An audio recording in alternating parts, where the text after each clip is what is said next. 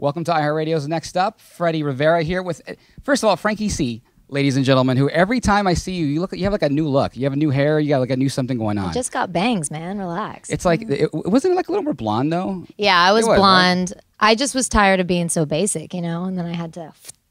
You were never basic.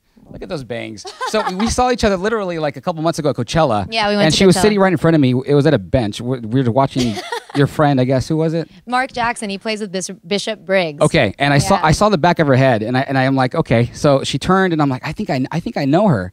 Do I know her? And then she goes, I tried Freddy. to hide you guys. I know. Hello, I'm sitting right behind you.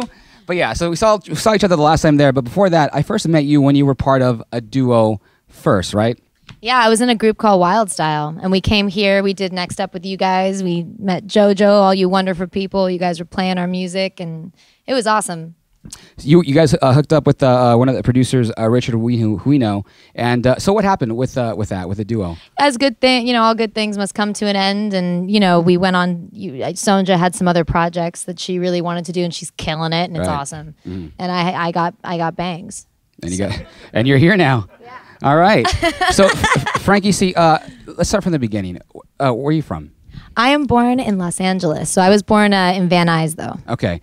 And your family musical, or how did you get into music? My mom is not. My mom's like a kick-ass real estate agent, and my dad is a musician. He's a writer. Okay. He writes plays, and he writes books, and he's like, they're both my best friends. It's pretty ridiculous. So growing up, was it like your dad who kind of influenced you to do the music thing? Or? Both of them. They always took us to go see movies and theater and concerts. Right. They took me to a Crosby, Stills, Nash concert. Young wasn't there, Neil Young. But yeah, so they were always playing music. There was music in our house constantly. Right. And I remember, they never pushed me to do it. It just kind of, I said, okay, I just did it, I guess. Just one day in the mirror and you just started, singing. Yeah, I would always put on luau's in my living room and Did you really? Yeah, and play records and do the whole concert like it was my own show. Right. It's like those one-man concerts, like some people just do them and, hopefully they turn into something that's real. Yeah, it was really annoying though. So, at that point, growing up,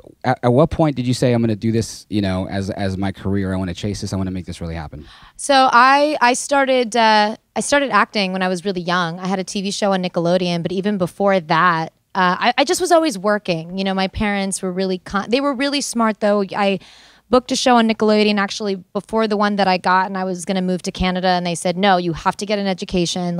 So they let me do it within limits. Like my mom, who worked 24/7, took me to every audition, her and my dad. They always made sure that they were really involved. So and then I did a lot of touring in theater when I was a kid too. So at that point, you said, okay, I'm going to do this, linked up with Sonja. Yeah. Did that thing for a little while. And then you guys went Richard Vision, separate the ways. coolest dude in the world. Yep, and now you're doing your thing here, and you got a couple shows coming up too here in the LA area. I do. We have one on August 13th. August 13th. The Los Globos. That one's at the Last Night. Then we have Los Globos, and then we have the Viper Room, which I am so excited about because growing up in LA, I was a punk rock kid, and that was where you performed if you were cool, and I've never been cool. This is like the homecoming show. You get to invite friends and family you grew up with, right? Yeah. I mean, I don't know any of them, but Anymore? They know you. Facebook, So Broke the Rules is the single that's coming out in August? Or yeah, it's coming out in August. Okay. So tell me, how did that song come about? It came about, I write based off of personal experiences, and right after Wild Style, I kind of went into a writing mode where I just... It's like the best therapy, really. You know what I mean? You sit there and you write and you write and you write and you kind of get everything off your chest that you've been holding on to for years. And I always was writing music, but when I was in Wild Style, that was my main focus, and that's kind of what I did. And how it all happened was I was writing for other artists. I was working with some people, and I was writing for other artists and singing on some of the tracks, some not. And I was getting frustrated because I wanted to work on my music. And that wasn't happening. And so I got frustrated and I said, I'm going on Facebook today or something. And I happened to see this producer who posted a song, and his name was The Classics. And it was so good. I was blown away. So that's how you... that's how I met. Well, it was funny because then went to message him and I realized he had been messaging me like from a year ago, trying to work. And I was such a whatever. And I was like, oh, just message my manager, like whatever. And so about a little over a year ago, we met up and we've not stopped working since. And we have like over 20 songs. Yeah. Talk about persistence. He's amazing. He's insane. I have no idea why he continues to work with me because he is so good and literally could work with anybody. And it's an honor. So how long have you known him?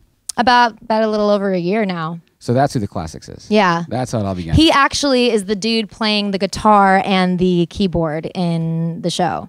Because Gotcha. I make him do everything with me. I'm like, hey. Multi-talented. And then you Ramen have somebody else in your band now too who plays violin, right? Who you've known for Okay, so Victor went to Loxa. I went to Loxa. He's an incredible violin player. And, with these songs translating such dance pop songs with these really cool drops that we've come up with and trying to show justice to them live and acoustic, we wanted to find a new interesting way to do that. Yeah. So, we have Victor. And then I have he's my everything, Sean. Sean sang on the drums and he's like a beast on the drum kit. And then we had him play a cajon for the show today and he's just amazing. Awesome. Well, good to have you here. Yeah, Welcome I'm so to excited. Next up.